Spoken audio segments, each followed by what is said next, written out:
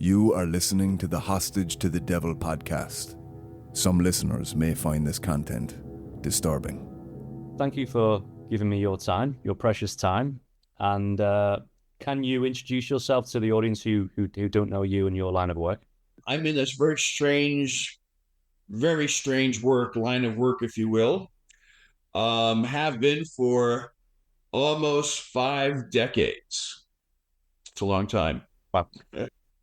I never thought I'd make it, but here I am. I have a birthday coming up on the 26th, and I'm going to be 72 years old. And that, too, is kind of an achievement, I think, especially in my line of work. Most people who are involved in the ministry of exorcism, we tend not to make it. I mean, at least, for so long in terms of years and life and so on. But I'm still around. I have members in my organization in 24 countries around the world, and they consist of bishops and priests and investigators. We have laity that work on the other end of collecting the evidence and making an assessment on our behalf. And since I have bishops in various countries, when they have people who respond asking for our services, it's filtered through us. And what we do, in essence, is we reach out to the jurisdictional bishop, who will at that time make a decision as to whether or not they will accept the assignment. And if they do, then they would assign their team of investigators who do the actual first contact interview and assessment. And the assessment is actually something that we require in order for us to go any further. We have to make sure we know exactly what type of case we are getting into, if you will. When we make the assessment, we make sure that it's number one. If it's some form of psychosis, we have psychiatrists in our organization that will actually read the psychological evaluation. So part of the assessment is that we have our investigators collect a psych evaluation as well as a health record in terms of whether or not they are physically able to at least respond in a manner where we could make an assessment. I've called myself and I present myself as a semi-retired clergyman, but that's not really the case. You never really retire from this type of ministry, mainly because it involves a calling, and it's a divine calling. And so when this takes place, we have a different perspective in terms of what we're doing and how we're doing it. I'm adjusting the sound of my cell phone. Sorry about that. I'm going to say that I started the ministry as following a calling, a divine calling, and I received the calling, my calling, when I was 11 years old. 11 years old. And I could go into it and try to articulate as to what took place. It's quite interesting. My journey started with a supernatural event. That's the best way to put it. And my supernatural event occurred when I was 11 years old. And I was in the bathroom and I was taking a shower. Keep in mind, I'm only 11. And this bright light, almost blinding light, blast right through the bathroom window. So much so the light was so bright that it illuminated the entire room. And I recall I had to close my eyes because of the brightness. And as I did, that's when I saw myself many years in the future. I saw myself actually working in some capacity in a church, and I had a Roman collar on, and I didn't see myself as an exorcist, but I did see myself as a clergyman. And as time went on, I had received education. I received what's referred to as holy orders. Holy orders is actually It's a ritual where an individual receives ordination into the priesthood. And that was back in the mid-1970s. Yeah, that's a long time ago. I had theological training, was ordained into the priesthood. And at that point, I consulted with my spiritual director and asked him and made a request that I was interested in the ministry of exorcism. Now, understand at that time, exorcism and the ministry of exorcism has been going on since day one. We're talking about a couple of thousand years now. But my jurisdictional bishop asked me if this was a calling, if this was my calling, and I did say, yes, I believe it was my calling. I went through the whole story and so on. He assigned me to a mentor.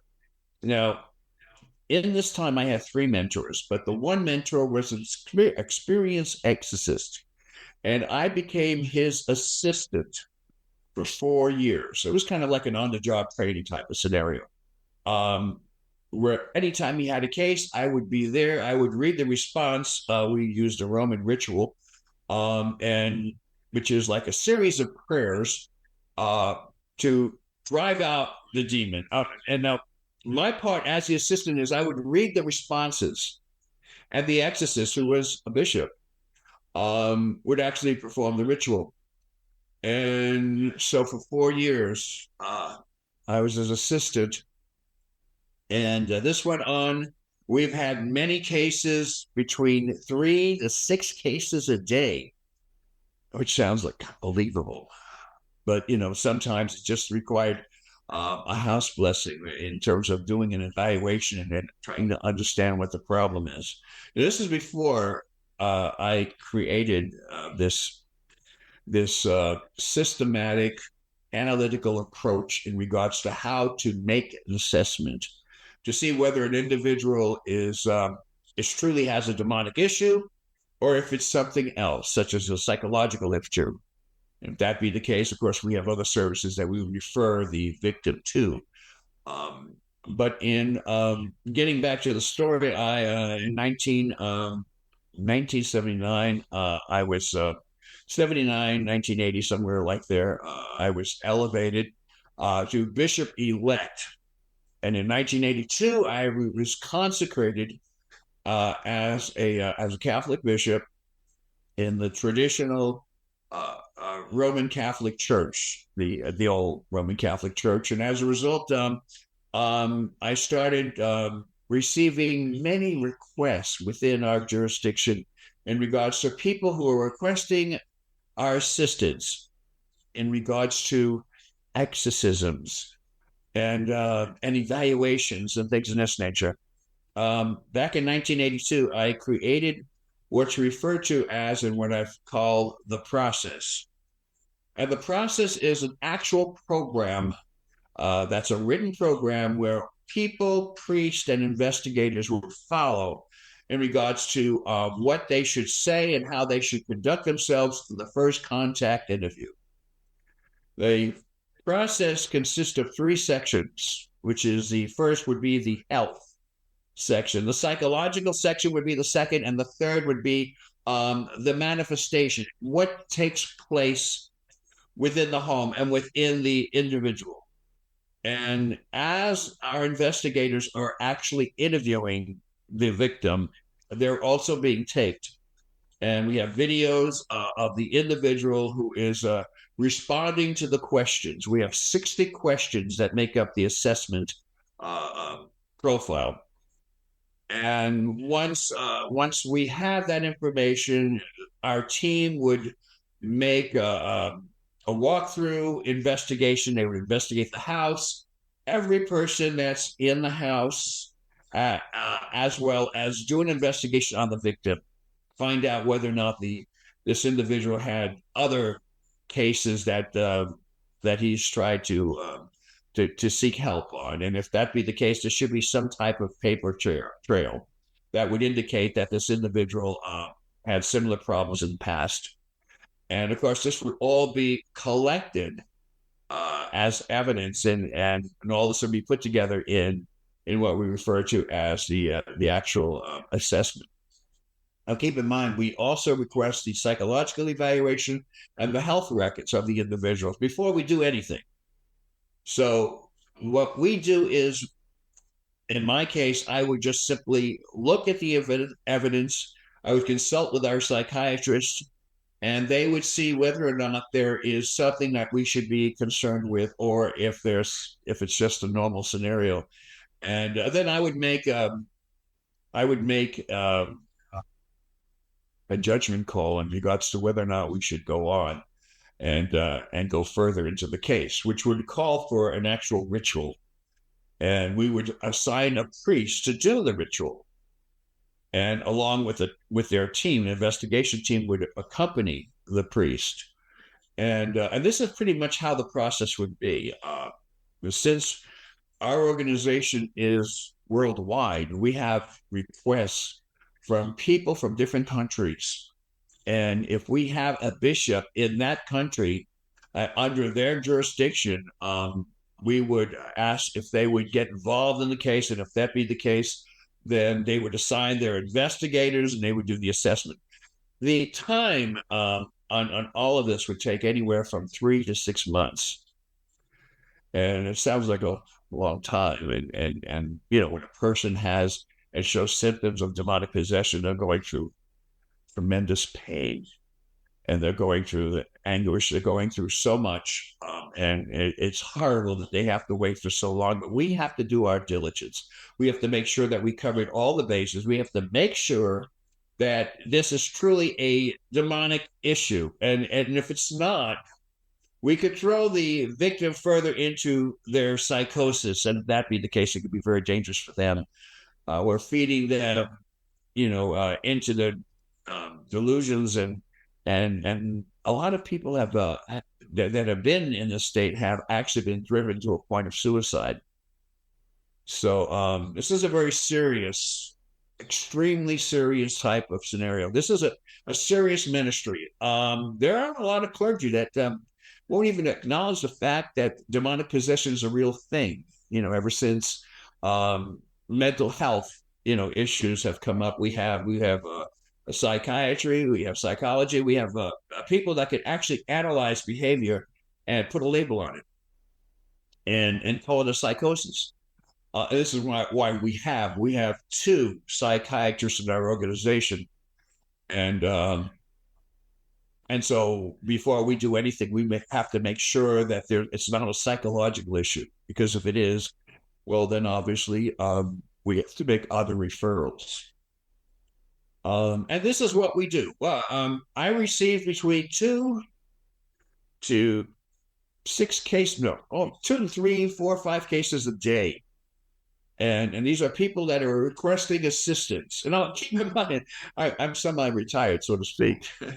But since I've been out there for so long, I have a website out there, www.orderofexorcists.com. And people contact us online.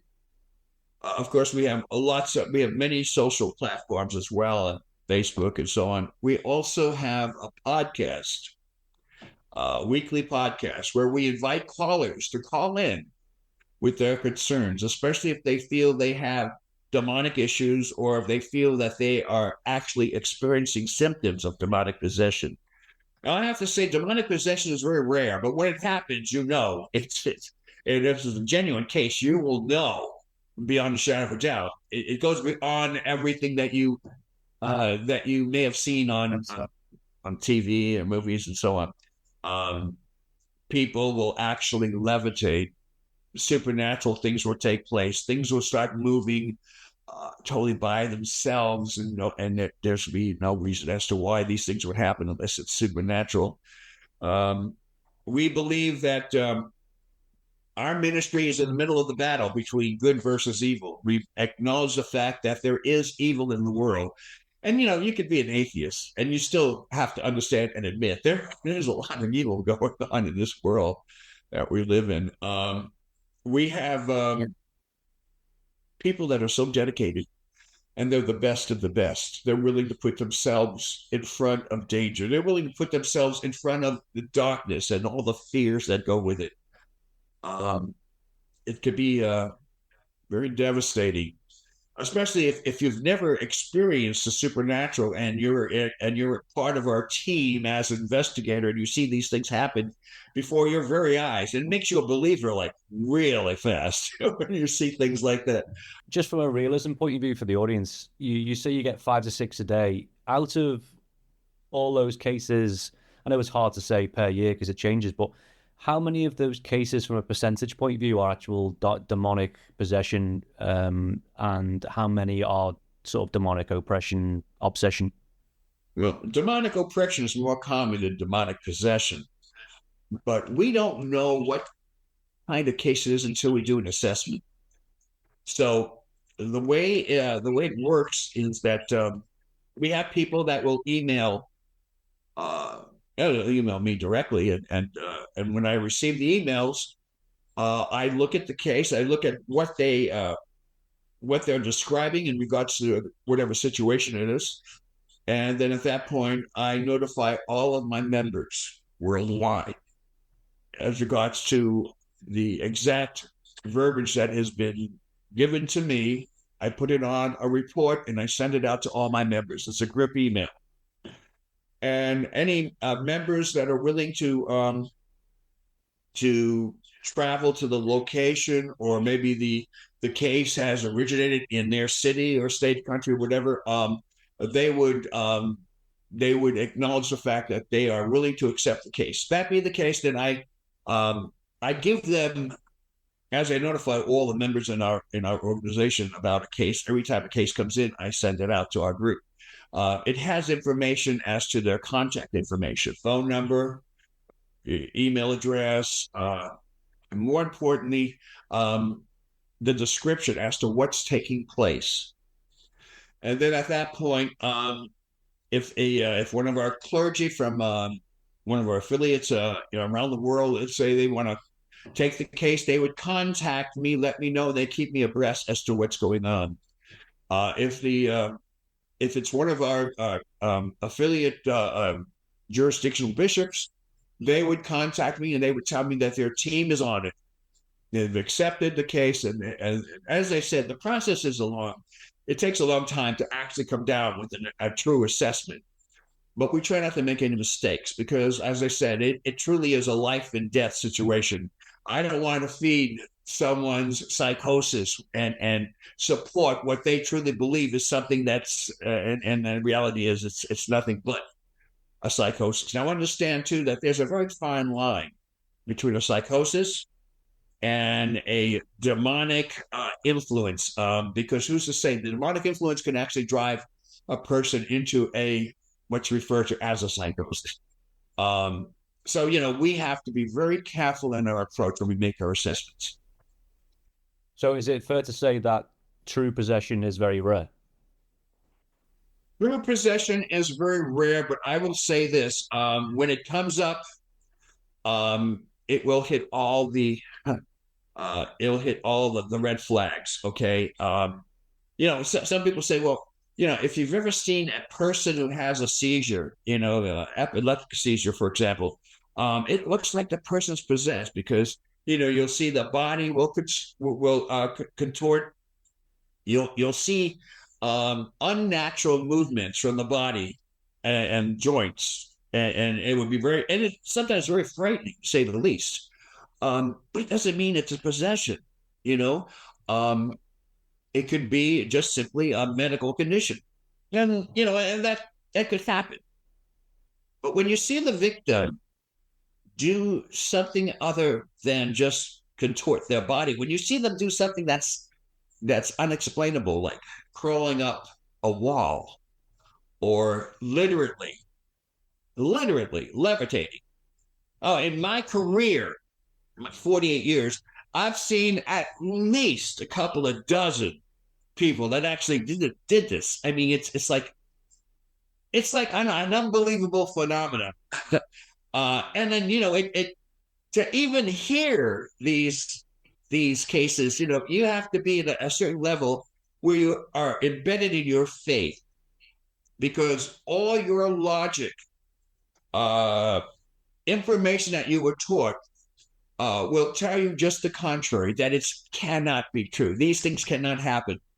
And most of the time, and I say most of the time, I say about 90% of the time, you will never hear about these cases because they're done behind closed doors. Everything is confidential. The victim, if the victim is truly going through a demonic possession, then that poor soul is going through so much torture that their body is reflecting what is actually taking place. You will see that their skin color will change, their eye color might change, their hair color will change.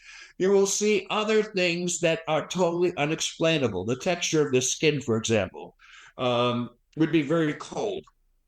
Now, I've often said that the best way to describe a person who is going under this type of scenario, poor thing, first of all, but when they go through this type of scenario, you will look at the body and you could see the body decomposing before your very eyes. Their organs are no longer functioning to 100%. There are different things that take place where the body itself will be transformed into something else. And this goes beyond the average comprehension. I mean, come on, this is incredible stuff here, But, all the movies that you've seen about exorcisms and demons and all that, that's not even covering at least 40% of what's actually taking place. I mean, there is so much going on behind closed doors. And I'll tell you right now, and I'm like, as I said, I'm approaching 72 years old.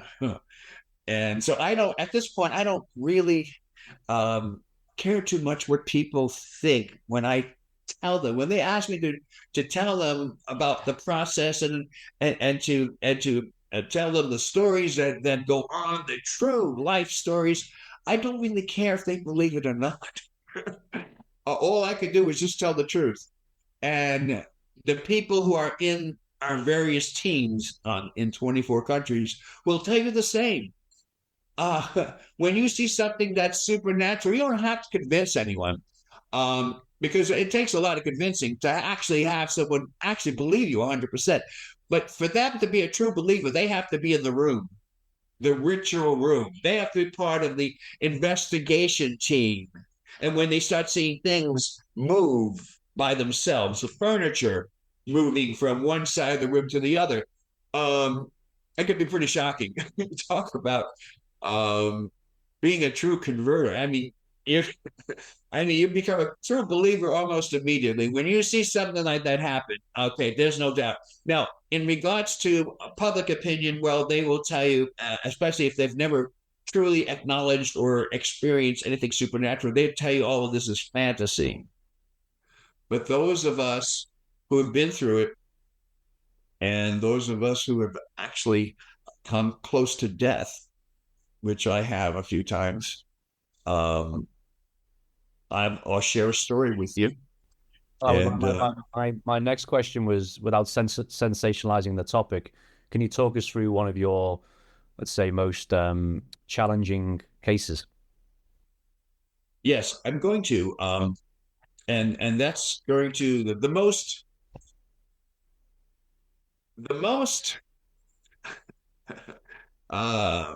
horrifying true event that occurred was when it affects you personally.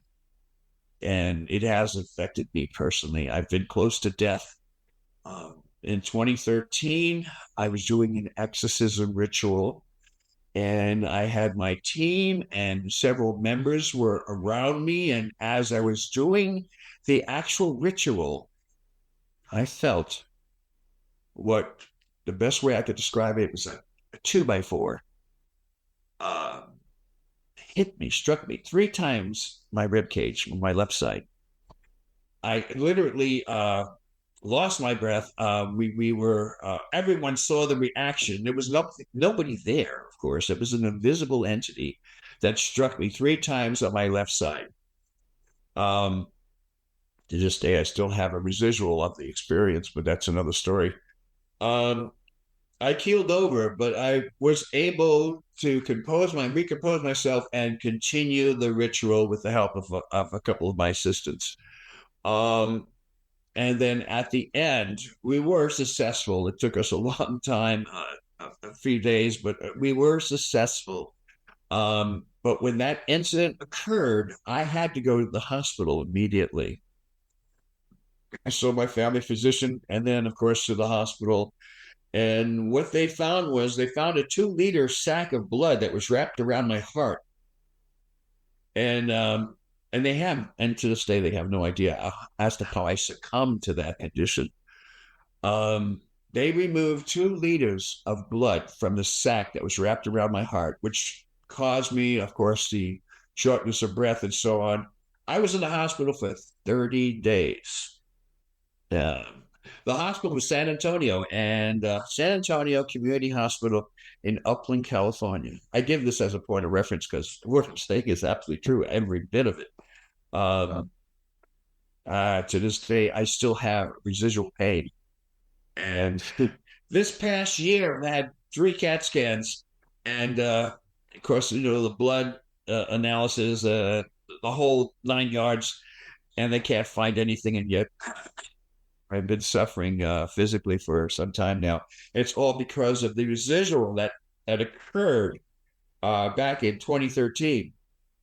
I mean, the pain on my side is severe at times. But anyway, my story, I could tell it with lots of passion because I went through it. But the stories I could tell you of other people that have gone close to losing their life or people who have actually died in the process, I could tell you those stories as well.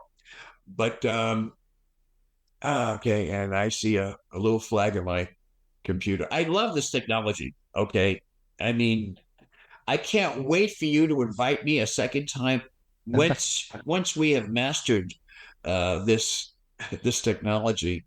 And of course, I made a joke. I said, well, if you have a teleporter, that could just teleport me to your location, that'd be the best way to do it. And that will happen one day. I may not be around, but it'll happen one day. Okay, you have another question. I was going to say it's very cold here in Ireland, so I would say I would stay where you are.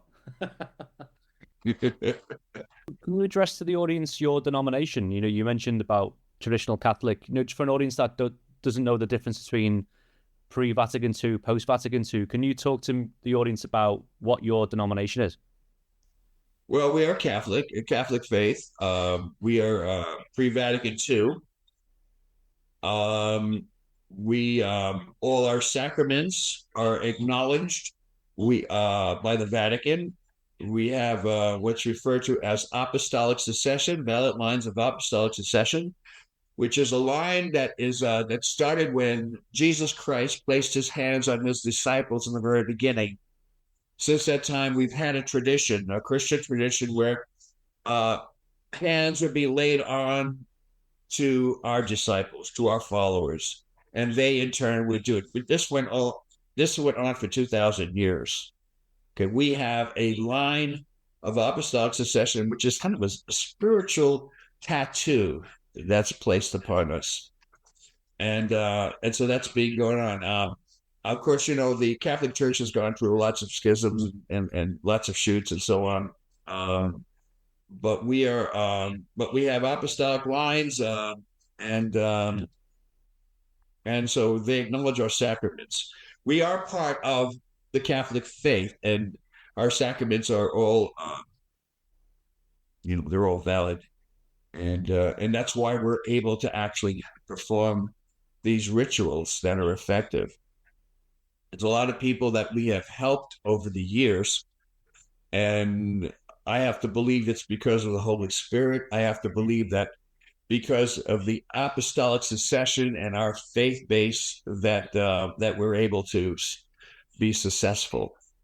And that's probably basically it. That's basically what we do. There's lots of other branches of the Catholic Church that people may know or may not even acknowledge. Of course, we have the Eastern Orthodox Church, Greek Orthodox, Russian Orthodox. They all have the apostolic succession, which makes that their rituals are valid and recognized through other bodies of the Catholic Church.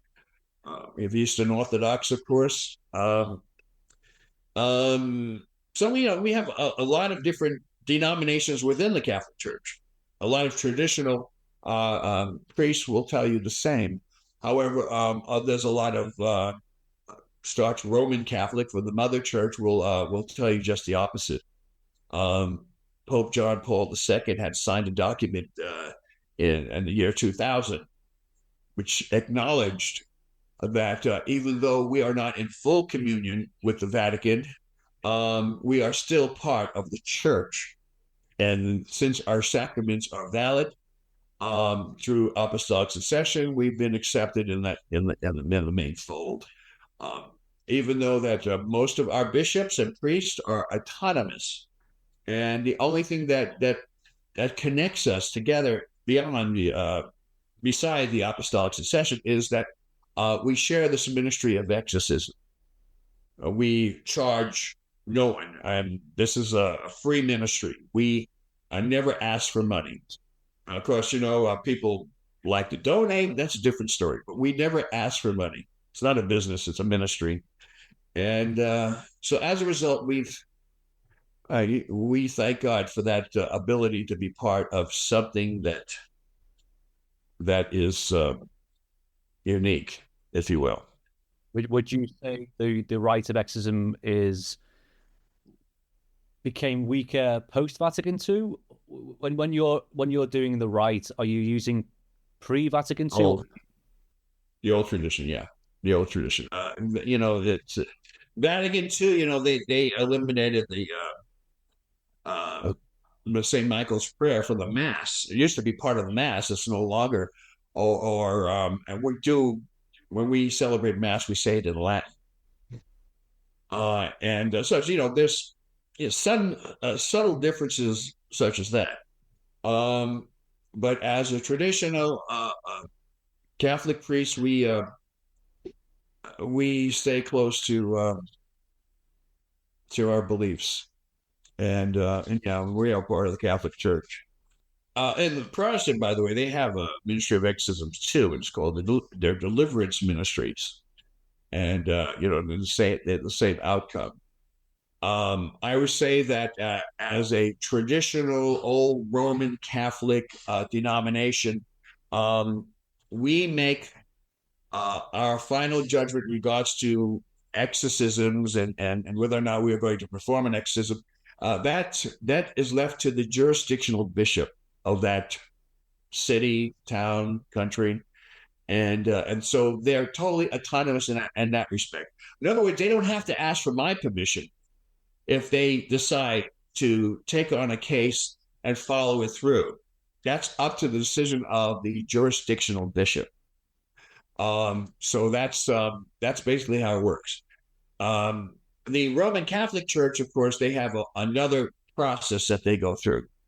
But our process has been effective. Our analytical approach has been very, very effective. And I, glory to God. I mean, we're doing something that needs to be done, especially in this very real battle of good versus evil. Father Martin, back in the 1990s, declared, from his point of view, there was a huge rise in possession cases and obsession cases, etc. Can you give us a current state of the ground right now from the spiritual battle point? Sure. I will say it from this point of view. Okay. The number of exorcisms have been, that's exorcism rituals have been increasing, and the body count, if you will, of a person who actually is going through this condition seems to have risen. But I have to tell you, there's a couple of factors involved here. When Jesus Christ was walking the earth and preaching in his public ministry for 33 years, his his geographical location was only 200 miles, and that was the distance. Only 200 miles. Now, I know that there are other theories and hypotheses that say that he was gone for a certain period from the age of 12 to 30. There's no recording as to what happened in those years. And some people say, well, he no doubt went to Egypt. He went to other parts of the world, learning other things and spreading, his presence and his holiness. And that's just, again, someone's hypothesis. I think that it's a pretty known fact that he only traveled, at least in our point of view, 200 miles. Okay, and performing miracles and showing people that God loves them, and that he was there as as a as God working the earth. He was part of the Holy Trinity. I mean, he walked the earth, performing miracles and so on. The cases that were coming in then were probably the same as they are now. The only difference is that we have technology. Our technology, we're able to see what's happening around the world. We're able to keep track of what's happening.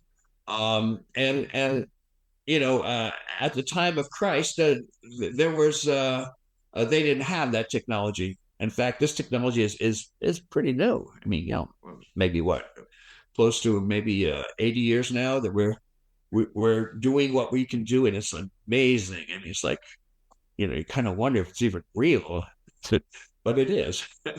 So we could actually take account based on what we see, what we observe.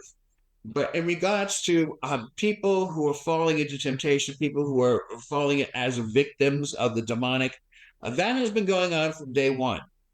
And nobody really can say that the cases have increased, even though I will say that because of the internet, a lot of people have been exposed to a lot of demonic influences by way of just viewing the internet. And because of that, there are, which would cause demonic oppression, which is a seed that the demonic would plant in one's mind, and they would not even even know that it's part of an invasion per se. They would think it's just part of their normal behavior. They just start demonstrating negative behavior, not even knowing that it was actually an intentional implant into the mind of an individual. Demonic oppression it's a way that actually works. That's the way that is, which is really sad. But to answer your question, I see more cases today than I did yesterday, and it's because of not only the demonic influence, but it's also because of what we are observing. We see new things, and we learn from those things. And unfortunately, a lot of it's negative. A lot of it is demonic. Would you factor in technology as the one of the reasons for the increase in exposure to the demonic? I would say that because you're gaining new information, and the new information, who knows where it's coming from, but that new information is being fed to you. As we listen and view things and examine things in our lives, we're taking in all this information. It's said that every bit of information we take in is actually leaving a mark on the cortex of your brain. And so, when they do an autopsy, and if you've ever seen a brain, you'll see all these lesions and wrinkles and so on. Each of those, at least some theorists say, that it represents a memory. So, I mean, think about all the negative things that we have been exposed to. Think of all the other things that we've been tempted to do because of the information that's being fed to us. The technology is a blessing, but it can also be a curse, depending as to how it's used. And unfortunately, the normal phenomenon is that we want to learn as much as we can about ourselves, about the world, about other things, and by doing that, it makes us more open to other things that we would never even consider. So yes, I think I think this technology could be very dangerous. Obviously, television and film shows don't really help with the authenticity of what you do. But can you eradicate a few misconceptions now for the audience? Well, yeah, the power of God is always it's always will surface and always be victorious. Um, God is much more powerful than Satan himself. Um, Way back in the beginning of time, God had a favorite angel that he loved so dearly, and he loved this angel because this angel was not only bright but just did a whole lot of wonderful things that God had viewed.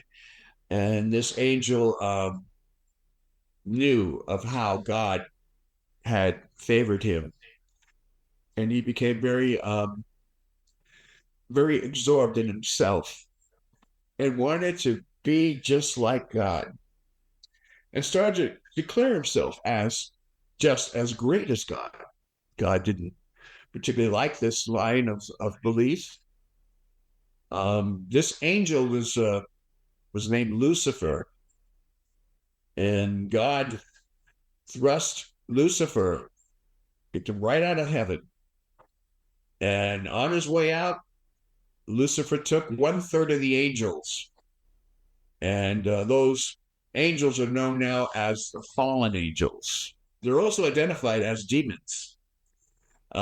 They've fallen down to earth with Lucifer, who now is known as Satan, the adversary. He's at times he will disguise himself as an angel of light, because he was an angel of light in heaven when he was in the good graces of God. So right now we're dealing with the demons, these fallen angels, and their mission is to hurt God and try to insult God with harming God's creation. We are God's creation.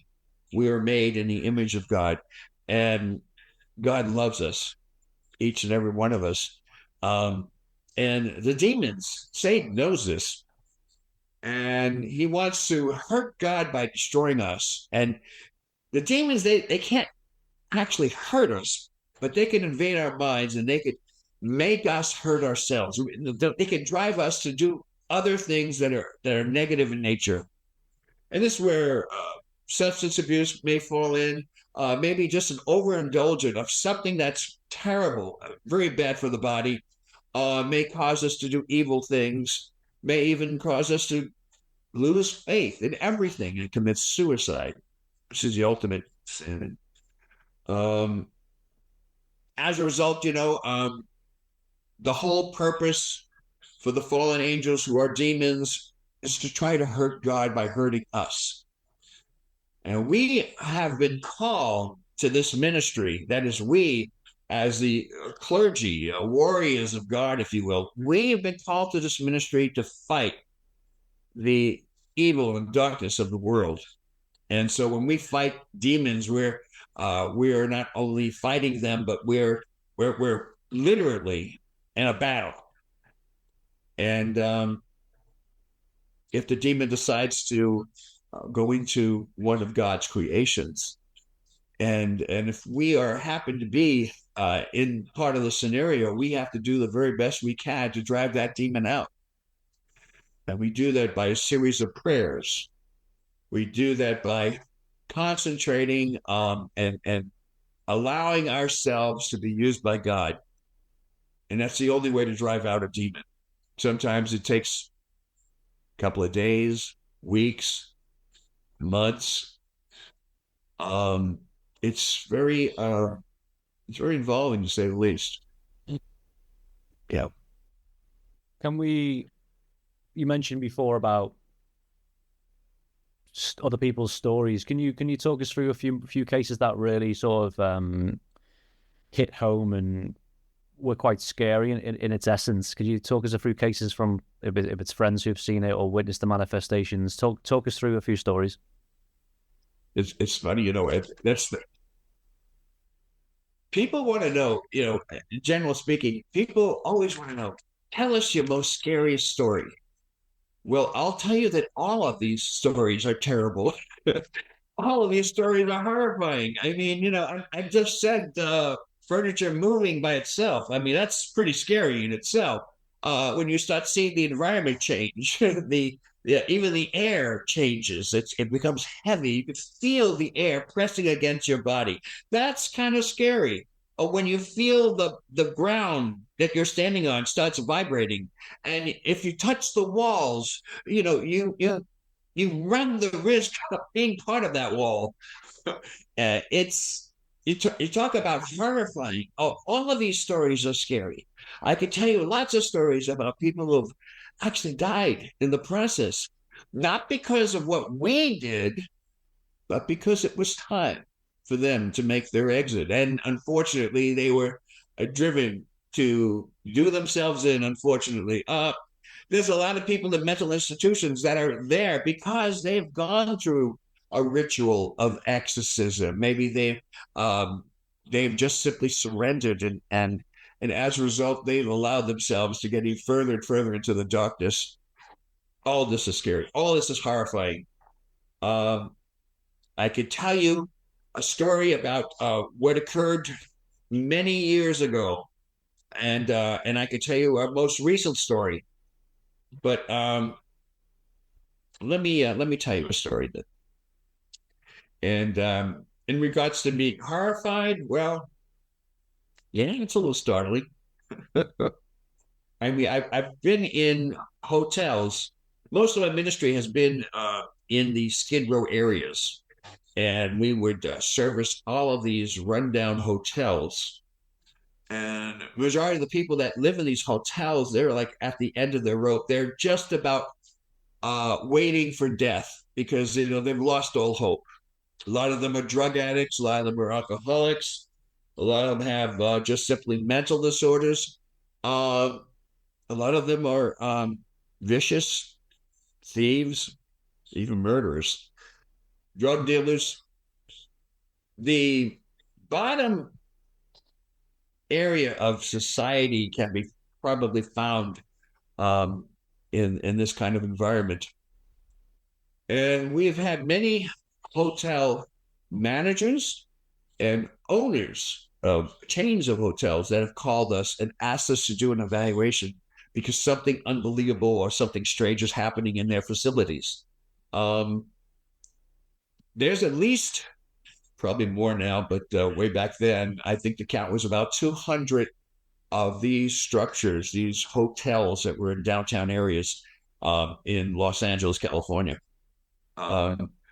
And I will go into some stories with you, but this would be, I don't want to mention the hotel by name, but if you listen to the story and listen carefully, you could probably, and if you know Los Angeles and some of the hotels, you probably know which hotel I'm referring to, because there's many of them.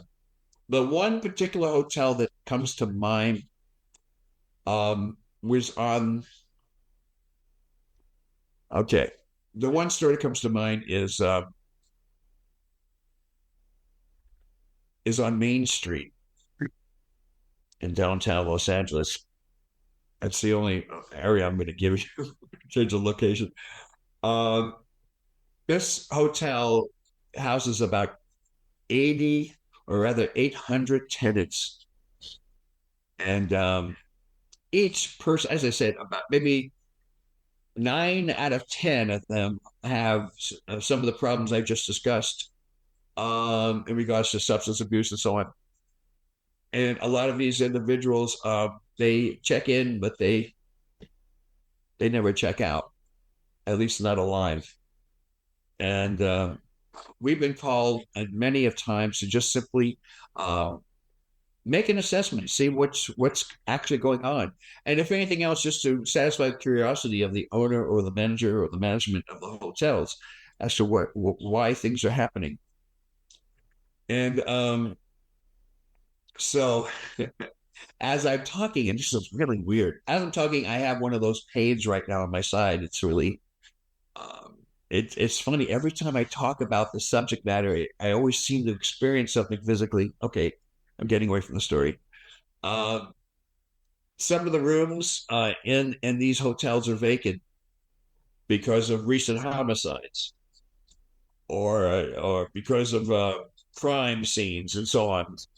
It's because of the violence that goes on in these places. The violence is triggered by the darkness, and I believe a lot of these individuals are struggling with life, and they're in darkness because they happen to be at the wrong place at the wrong time, and as a result, a lot of them will perish and never leave the hotel. There was one case that I could think of that where the management was complaining about um, a room that was on the 8th floor of this hotel, and on this hotel has like number of rooms on one floor. And what would happen between the hours of 1 and 3, the tenants would hear banging on the doors, and not just on one room, but on every room on that one floor. And they would hear the banging, banging, and banging. And of course, the tenants have been complaining for many years in regards to the sound that was coming out. And it's interesting enough that everyone and this entire hotel would hear the banging and hollering and all kinds of really strange sounds coming from some of these rooms. So we decided to do an investigation. I sent a team out there to do an assessment and to approach this hotel as a possible case of demonic infestation. Demonic infestation is when the area is opened to dark forces, demons, if you will. And this normally is triggered by people that experiment or play with Ouija boards, or they open up various vortexes in a particular space, and they allow the darkness to come in. And then when that happens, all kinds of things happen. It's interesting. The manager has an assistant, and the manager's assistant has only 6 fingers.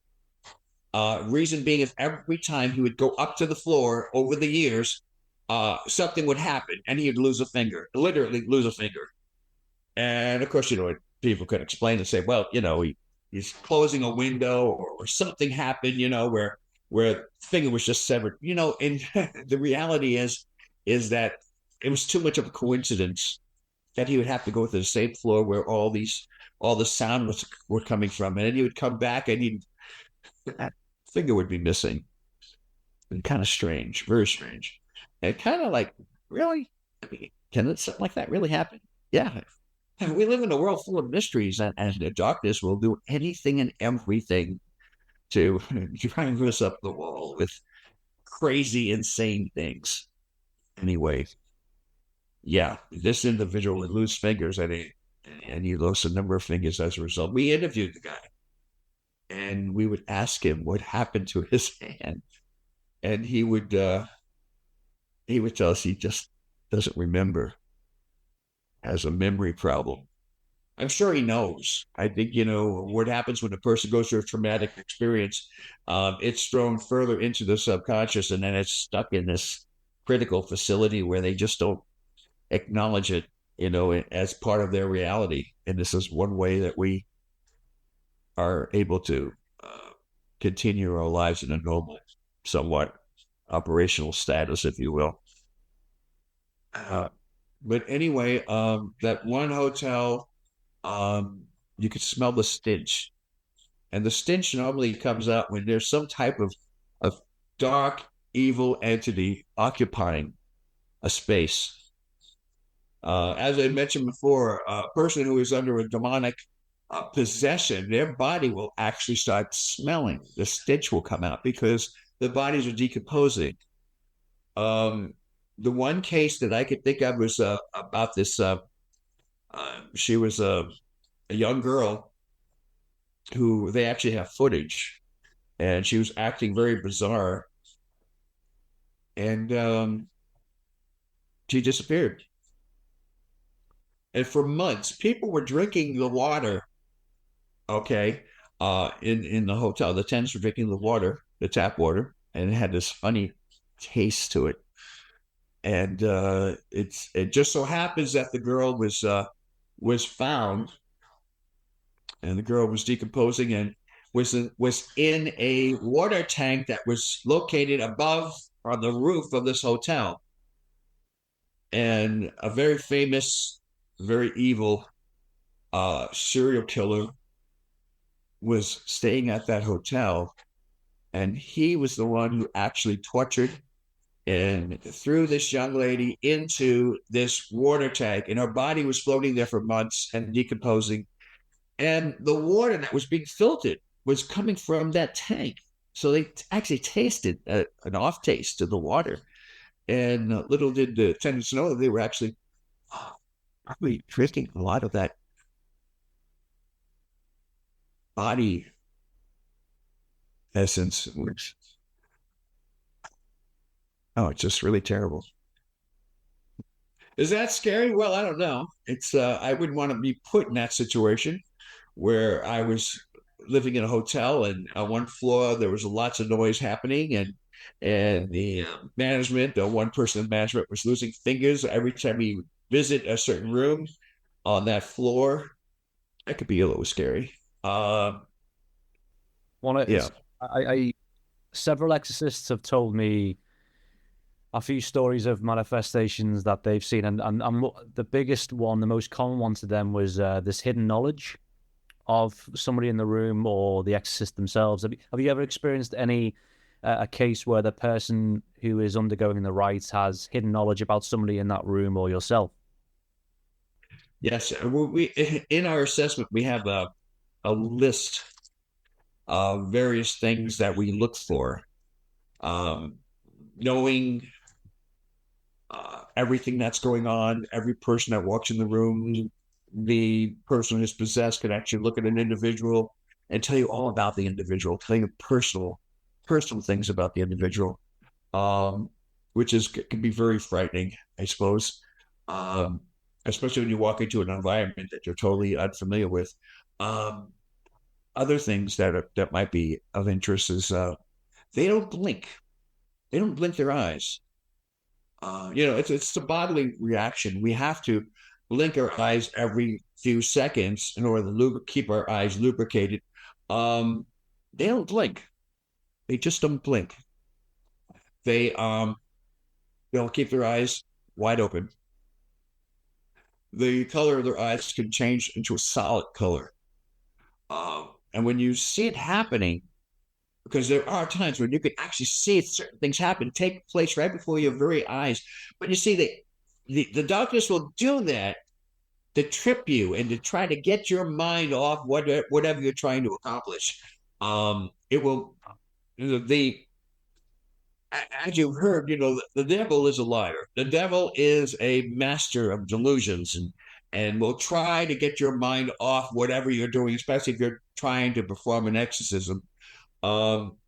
Individuals who are actually have a real demonic entity will have the strength of 5-10 men, super strength, can control literally a person across the room. Not a problem. Person who is actually possessed, what we try to do is tie them down to something, because we would be in danger. Okay, the demonic can, if you're within arm reach, you can get scratched, bit. You can have things thrown at you, like pieces of body parts. Had a girl who literally bit her lip off and spit it at one of us, and that was kind of unpleasant, to say the least. There's a lot of incredible things, including a complete transformation of the body. This is another interesting fact that people know about. A person can actually change their complete form. Some into look familiar or like maybe resemble some type of reptile, from human to reptile. Huh. How about changing genders? That is, actually turning from male to female, or changing height. Maybe they're 5'10", and before you know it, they're 6 feet or shorter. I mean, the body can actually change, can be transformed. The darkness has the ability to make you see things that aren't there. Okay, maybe the transformation of the body can be, maybe it's one of those dark delusions, where you think you're seeing the person changing, but whatever happens, you're actually witnessing it. It can be very stressful, to say the least. I've had investigators go on their first case and literally run out the room because what they're witnessing is so horrifying. A lot of the details of how horrible things could be will probably not be spoken. That's for a number of reasons. We have a lot of people that were clergy that have lost their sanity as a result of seeing things, and of course that's the victory for the darkness, unfortunately. A lot of the stuff I'm talking about will not be acknowledged by various denominational beliefs, because they believe that all this stuff is may have happened, but hundreds of years ago, thousands of years ago, because we could explain everything through mental health and psychiatry and so on. But the reality is that these things do happen, and they can't be explained. Not at all. It's a bit like myself setting up 6 cameras in a room, filming the rite of exorcism. Maybe a manifestation occurs. We put it in the film, but the audience is still not going to believe. I mean, it's about being in that room, about being in that space, in that energy, and experience it for yourself. I mean, as a creator, as a filmmaker, it's difficult for me to try and prove the existence of the devil, for example, in that room, because the audience might think I've rigged the room up. I've got the furniture on wires, etc., etc. So what I'm trying to do is, like we're doing now, is to interview authentic people in this ministry who can not so much ground people, but just give an authentic point of view on what they've experienced over, for example, for you, 48 years. That is an incredible achievement. And my sort of we're coming towards the end here, but my question to you is, talk us through what's going through your mind in that room as the chief exorcist, with the person on the chair, wherever they are. Talk me through what's running through your mind from as you enter that room. Okay, even before entering the room, what we do is we fast for about 3 days. We eat nothing. We drink fluids, but we eat no physical substance. We meditate, we pray a lot. In order for us to be successful in what we do, we have to rely on our faith. And sometimes faith is, in fact, all the time, faith is something you really can't explain. It has to come from within the person and their personal belief in a higher power, in our case, God. So it's very important. When I walk into a room, I look around and I sense everything around me. I sense the climate. I sense what is being worn, what sounds are coming from the walls. Is anything moving? My peripheral vision is so good. I mean, over the years, I've learned to try to look behind what's behind me without turning my head. I mean, you have to really be paying attention, because something terrible could happen. I mean, you can have something fall on you, have a dresser fall on you, a refrigerator. I mean, anything could happen. Things are moving by themselves. And you have to, number one, be aware that these things are really happening. Number two, you have to make sure that you have your senses that you can jump out of the way when they do happen. Otherwise, you'll be flattened. I mean, you have to really be understand that everything is happening and you are not going to be able to explain anything. Um, you know, we have, and we're luckily, we have these things called cell phones, and we can actually take photographs and we can to actually take recordings, and that's exactly what we do. Normally, our team is about 6 people, and we have people that are operating their cameras, which are their phones. They all are equipped with a recording device. So each one will be recording what they're seeing. At the end of the investigation, they collaborate. They bring their notes together. They view things and they start having an open discussion as to what they witnessed, what they felt when they walked in the room. Every person has a different reaction. Some people are totally and completely amazed and their mind is totally blank. Other people are just taken away. That is, they have no idea where they're at. They lose their sense of actually being in that particular space. And their mind is racing. Every person reacts differently to different things. And so as a result, I could tell you how I felt. When I walk into a room, I try to be focused on everything. I look around the room. I look at things that could be sharp objects. I look around because there's an important fact about that. I look around for other things that could be very harmful physically, not only to me, but to my team. I'm very much aware as to how many people are in the room. What is their relationship with the victim? It's just kind of important too, because if you're doing an assessment for the very first time, and that assessment should happen to prove that there's some type of a person that's actually manipulating certain things in the room, maybe like pranking you, if you will, or pranking the team, or giving false information. You have to make sure that each person that's in the room and within the immediate environment, that they're there and that they're honest and that they're open and they have nothing to hide and they're there for support for the victim. And they have no other intentions. Extremely important.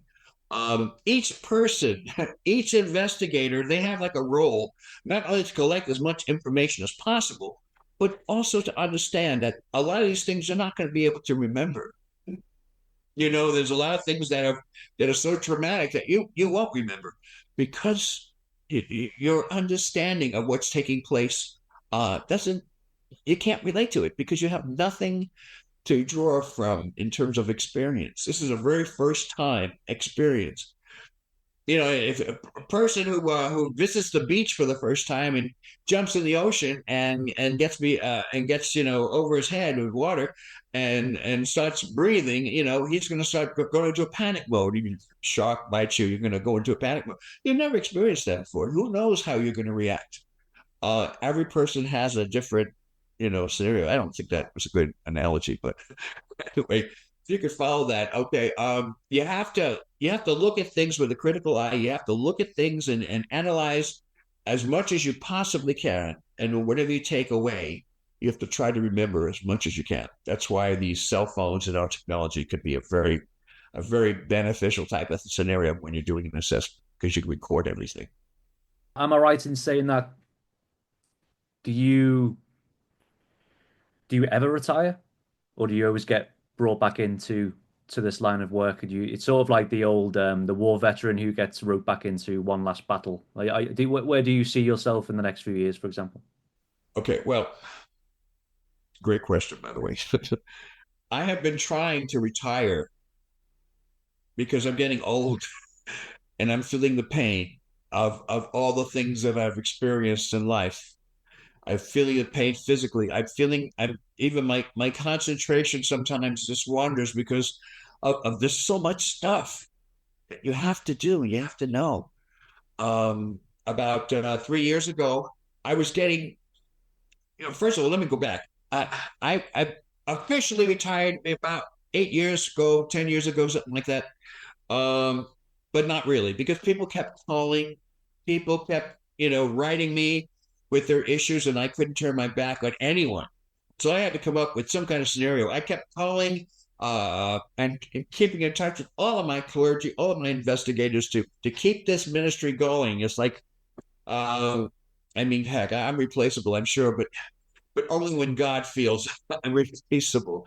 So I'm here for the long term. 3 years ago, I decided to. I came up with this idea. I don't think that anyone has ever thought of this, but I came up with this interesting idea of creating a directory, a referral directory, where I could have members of my organization, priests, bishops, investigators, psychologists, psychiatrists listed in my it's my international referral directory. It's on my website. I have the picture of each person, each member. I have their phone number, what city and country they're in, what their email address is, any other information that may be interesting. If they have, we have a seminary as well, and so in our seminary we have graduates. I put their certificates next to their names, showing that that they are trained in doing what we do, as either investigators or clergy. So I decided to come up with this idea, and I worked on it for about a year. I was able to get people together, my members together, who wanted to be listed in the directory, and I have them, and they're from all over the world, and they're in my on my website and on our directory. And so if a person wants or has an issue with some type of demonic issue, whatever it might be, they can contact somebody directly. They don't have to contact me anymore. This was my ultimate plan. I thought I was clever. Come up with this directory, and if somebody has an issue, they could just go to the directory, and they could call the priest, the bishop, or the lead investigator for that city, town, country, whatever. They'd call directly and then leave me out of it. So this way, they could get speedy, attention and so on. And so I thought I was clever to do this. Unfortunately, that wasn't enough. People still kept writing me and still kept contacting me about their issues. So my 80-hour week was reduced to maybe, I don't know, 75 maybe hours a week. So I just had to, I had to stay on it. We created this podcast, this weekly podcast we have. It's on every week on Saturday at 3 p.m. Pacific Standard Time, and it's worldwide. And we invite people to call in with their questions or their issues. We have one psychiatrist who's on our panel, who is, who's a good friend of mine now. We have 3 experienced exorcists. We have one exorcist who has been in the ministry for 65 years. And he's a world traveler. He's been in all the missionary fields. He's been in Africa. He's walked through the jungles, and he's a great guy. And I call him Reverend Dr. Glenn. Super guy. We have a Bishop Joshua who's with us, exorcist, 35 years of the ministry, great man of God. And he's also a Bishop Dr. Joshua Sparks is his name. And then we have, of course, our psychiatrist. He's been a professor in several universities. He studied psychiatry, and he's been practicing psychiatry, I should say, for over 50 years. And then, of course, I have myself, and I've been doing this for 48 years. So altogether, we have like a combination of close to 200 years of experience, of real, what's the term? Hands-on experience, if you will. That's a term I haven't used in a long time. So, I mean, we have all this experience. So we have people calling us with their demonic issues, and we answer them.